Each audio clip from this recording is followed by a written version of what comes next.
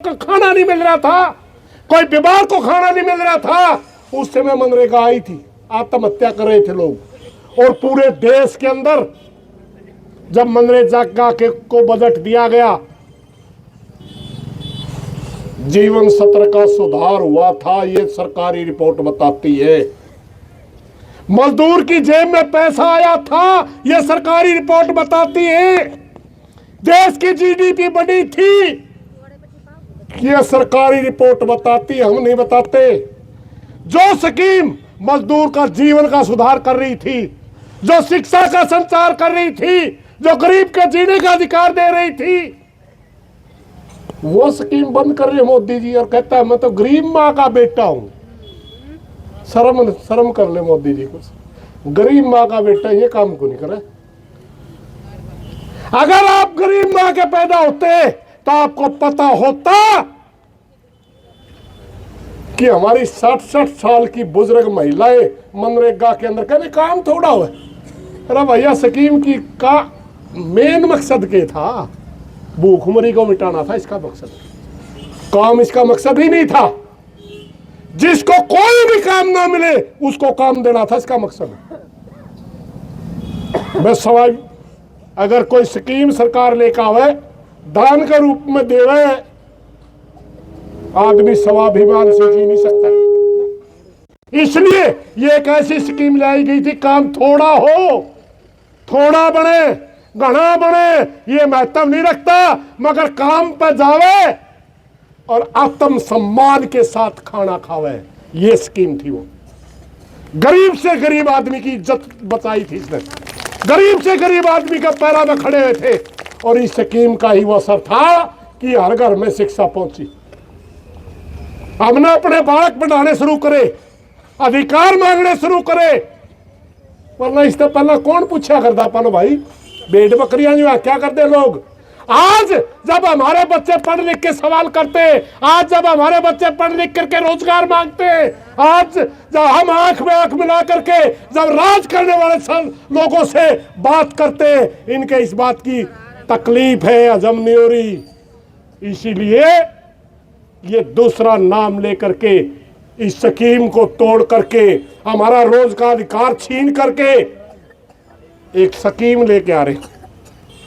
आपके बीच में बहुत से साथी बुखाना होंगे, बेकाम बताया है, राम न सारे मानने हैं, ये आस्था का विषय। कौन राम न मानने, कौन बुद्ध न मानने, कौन गुरु नानक न मानने, मेरा मर्जी है। आप कौन होते बताने वाले? मैं हनुमान न मानूंगा, मैं लक्ष्मी न मानूंगा, आप कौन होते हैं बताने वाले? मैं मंदिर में जाऊंगा, मैं गुरुद्वारे में जाऊंगा, मैं मस्जिद में जाऊंगा, ये मेरा विषय है। मैं इस देश का नागरिक हूं। बाबा साहब भीमराव अम्बेडकर ने मेरे को अधिकार दिया है, मैं कोई भी धर्म मान सकता हूं, कोई भी काम कर सकता हूं, देश के अंदर कहीं भी रह सकता हूं। मगर हमारे दिमागों से खेला जा रहा है, हमारे को गुलाम बनाने की एक चाल है कि हम सोच ना सके, हम विचार ना कर सके, मात्र धार्मिक नारे लगाते रहो, मात्र जातियों में बांटते रहो और अपने आप सत्ता की मलाई चाटते रहो। साथियों, कहना बहुत कुछ था, बड़ा लंबा मामला था, मैं लंबा नहीं बोल पाऊंगा, मैं निकलूंगा बल्कि अभी, क्योंकि नाडूंद के अंदर हमारी बेटियों के ऊपर पुलिस ने अत्याचार किया। वो पढ़ने वाली लड़कियों के साथ अत्याचार जो किया है, सुन ले सीआईडी वाले होंगे एकड़ियां, मारा नाडूंद जान तो पहला पुलिस हट जानी चाहिए उस बात है। ये बात हम सहन नहीं करेंगे बिल्कुल भी। सबकी है बच्चियां, छोरियों के ऊपर लाठीचार्ज कर दिया, कौन सा तुक है? इसलिए साथियों, कोई गलत बात लिख रही, माफी चाहूंगा, दो एक नारे जरूर लाना चाहूंगा भाई। एक बात और भाई, जब किसाना के कानून आए, आमना आंदोलन छेड़े, न्यू कहा कर दे मोदी नहीं मान्या करता, कानून बननी भी नहीं हत्या कर दे। हटे थे नहीं कानून, तेरा भी न लड़े।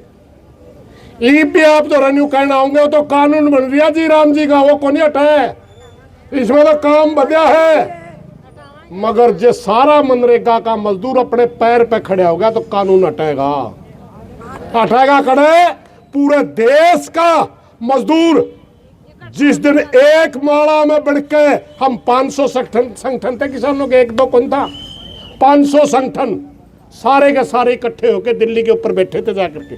मेरी मजदूर संगठनों से प्रार्थना है,